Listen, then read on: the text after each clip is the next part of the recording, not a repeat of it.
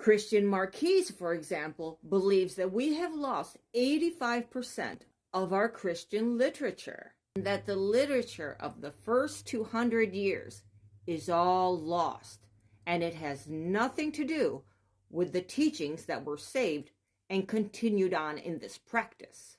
And scholars believe that there are many more Gospels to find, because when they found the Gospel of Mary Magdalen, it was a surprise to everyone. There is no way to reconstruct the first 200 years of Christian practices.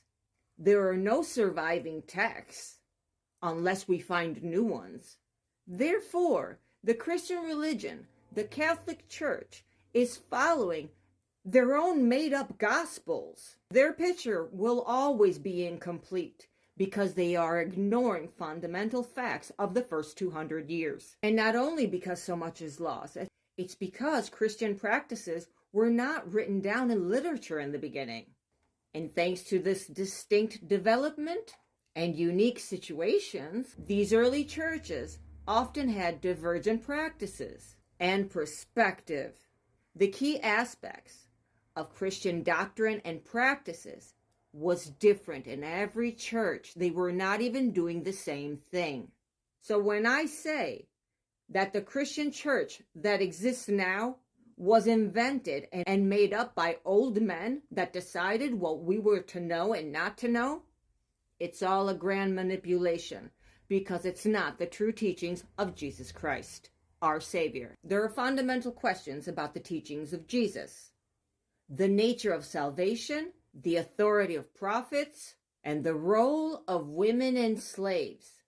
These are all things that are hotly debated. Basically, early Christians put forth and tested these competing models of the idea of Christianity and the community, how it was supposed to be. And it is crucial to remember that the first Christians did not possess the New Testament, the Nicene Creed, or Apostles' Creed, a universally agreed upon church. Hierarchy created the order. And indeed, then they decided to all get together and decide what this single view of Jesus was.